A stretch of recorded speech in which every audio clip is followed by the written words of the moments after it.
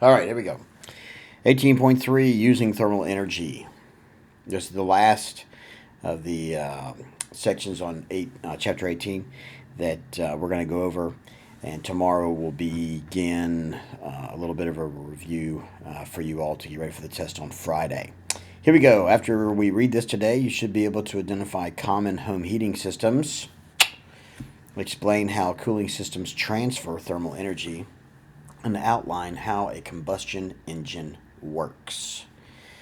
Now, I know this may be a stretch for some of you. You've never really thought of anything mechanical in terms of this.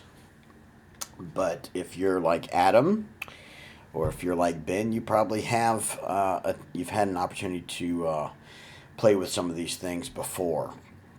And if you know anybody that's in heating and air conditioning, you probably have heard some of this language before as well. Here we go.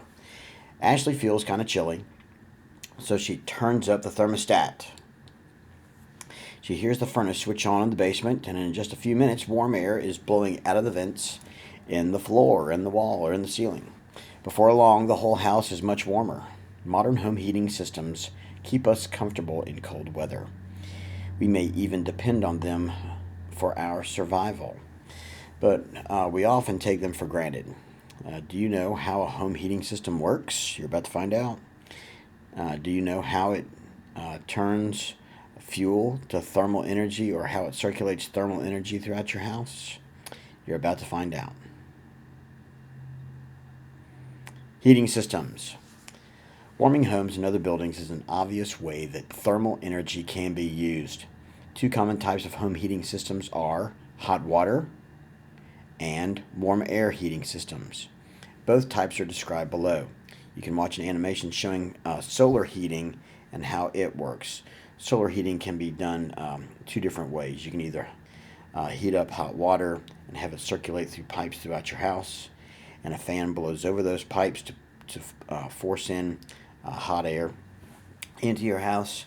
Or with some solar systems, it converts the sun's energy directly into electricity, which can then in turn be used to heat a house. Hot water heating system. A hot water heating system uses thermal energy to heat water and then pumps the hot water throughout the building in a system of pipes and radiators. You can see a diagram of this type of heating system in the figure below. Typically, the water is heated in a boiler that burns natural gas or home heating oil. Now, here in the South, we don't use home heating oil. We use natural gas. Sometimes we even use just electricity. But for the most part, it's probably a natural gas boiler, just like your hot water heater. Sometimes you have electric water heaters, but for the most part, people prefer that natural gas. There's usually a radiator in each room that gets warmer when the hot air flows through it. Now, this isn't true for newer homes. Most newer homes, they have forced air systems where they have either a heat pump or some other type of air conditioning heating combination. So you're not going to see the radiator. Most of the time, what you see in older homes, built prior to 1950, that have these radiator systems, hot water just flows through that cast iron, and then that cast iron gives off heat, and as a result, the room is warmed. The radiator transfers thermal energy to the air around it by conduction and radiation. The warm air then circulates throughout the room in convection currents. The hot water cools as it flows through the system and transfers its thermal energy. When it finally returns to the boiler, it's heated again, and then the cycle repeats itself.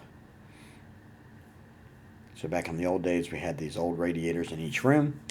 Hot water was pumped to them. The radiator itself, the metal would absorb the heat from the water, and the heat would then be transferred to the room.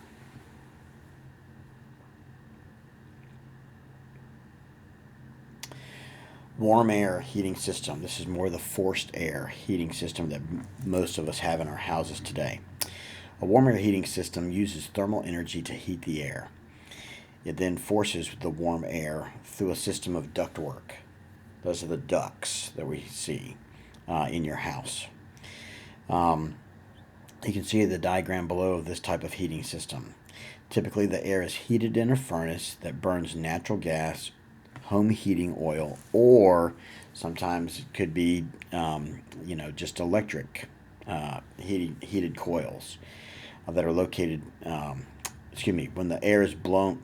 Let me say that over again. When the air is warm, a fan blows it through the ducts and out through the vents that are located in each room of the house.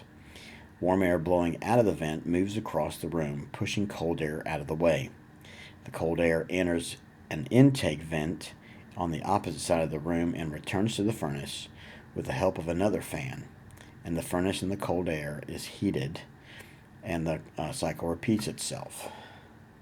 So right here, hot air is blown at the foot or at the floor because cold air is usually here. Cold air is sucked up in the air intake vent, where it's taken right here, blown this way, and taken and blown over the hot coils or the hot water, or heated by natural gas, and then it blows hot air back into the room. It's like its own little convection cell. Cooling systems. It's easy to see how thermal energy can be used to keep things warm. But did you know that thermal energy can also be used to keep things cool?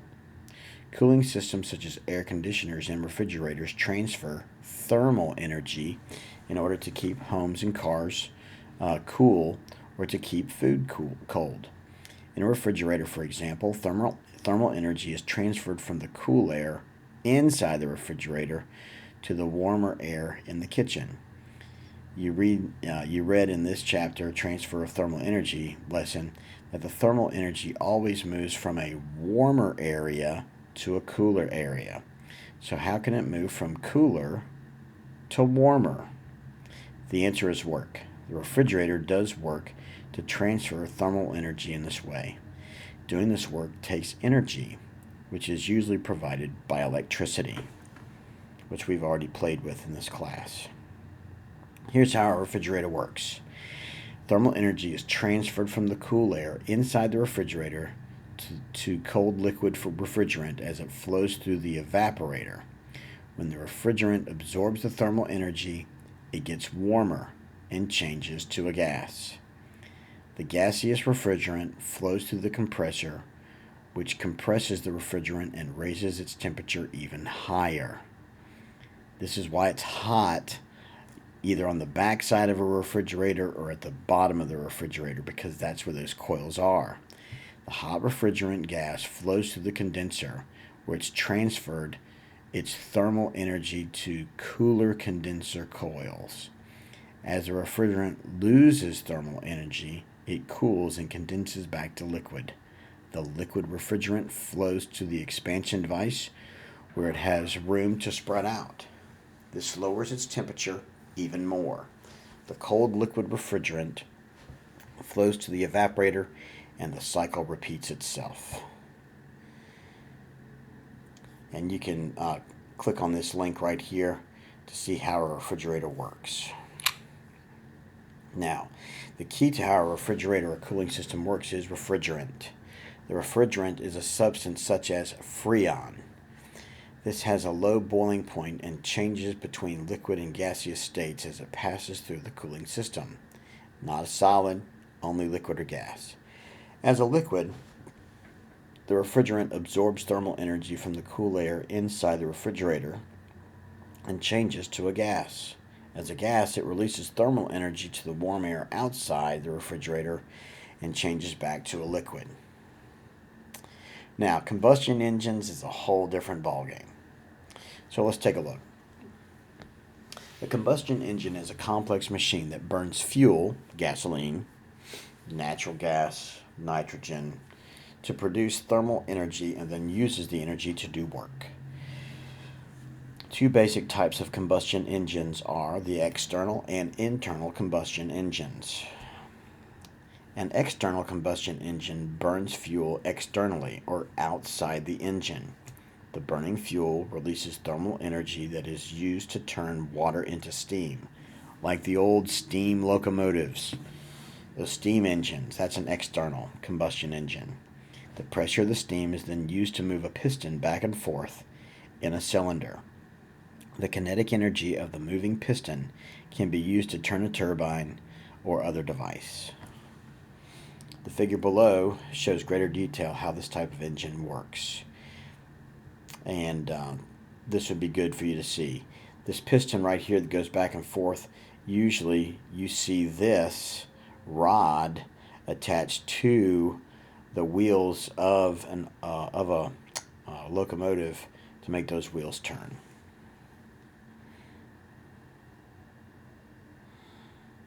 All right, internal combustion engine. An internal combustion engine burns fuel internally or inside the engine. This type of engine is found in most cars or other motor vehicles. It works in 3 steps, which keep repeating. So your car has little explosions that occur all the time to move a piston, which turns the camshaft, which turns the drive shaft, which makes your car run. A mixture of fuel and air is pulled into a cylinder through a valve, which then closes. The piston is pushed upward, compressing the fuel-air mixture in a closed cylinder. This mixture is now under a lot of pressure and it's very warm. A spark from the spark plug is used to ignite the fuel-air mixture, causing it to burn explosively within a confined space of the cylinder, closed cylinder. So you've got lots of little explosions. For every piston in your car, you have an explosion that is occurring once every millisecond in some instances. It depends on how much gas is put in there and how much work your car is doing. The pressure of the hot gases from the combustion forces the piston downward. When the piston moves up again, it forces the exhaust gases of combustion out of the cylinder through another valve. Then the process repeats itself. So here you have the internal combustion engine. Right here, on those commercials on TV where they talk about dirty valves, this is it right here. This is kind of like, this kind of like blood coming in to your heart, and an explosion occurs, but this isn't your heart. Your heart's not going to explode. But then this valve opens up and it flows this way. So anyway, that just gives you an idea. See, the piston is connected to this shaft right here, and here's the camshaft right here that eventually moves your car. Now, in a car, the piston is connected by the piston rod to the crankshaft. The crankshaft rotates when the piston moves up and down. The kinetic energy of the moving crankshaft is used to turn the drive shaft, which causes the wheels of the car to turn. Now, for most of us that are driving cars, we don't think in all these terms, but if you have any experience working on motors or taking cars apart, you'll be very familiar with this. Most cars have at least 4 cylinders connected to a crankshaft. Their positions move up and down in sequence, one after the other. You can watch animations of the internal combustion engines in the action of these URLs, and I would highly recommend this. Click both of these on your own when you're reading so that you can see the simulation. And if for some reason it's a bad link, just come back and press the other one. So the lesson summary. There are 2 common home heating systems, which are hot water and warm air heating systems. Here in the South, we use warm air. They burn fuel for thermal energy and transfer the energy to water or air. The heated water or air circulates through the house, transferring thermal energy to the air in each room. Cooling systems such as air conditioners and refrigerators reverse the normal direction of heat flow by doing work. For example, a refrigerator uses refrigerant to transfer thermal energy from a cool refrigerator to a warm room. A combustion energy is a complex machine that burns fuel to produce thermal energy and then uses the thermal energy to do work.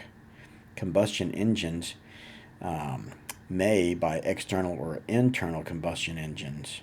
Excuse me, let's go back. A combustion engine is a complex machine that burns fuel to produce thermal energy and then uses the thermal energy to do work. Combustion engines may be external or internal, not by, but may be external, internal combustion engines depending on where the fuel is burned. All right, there you have it.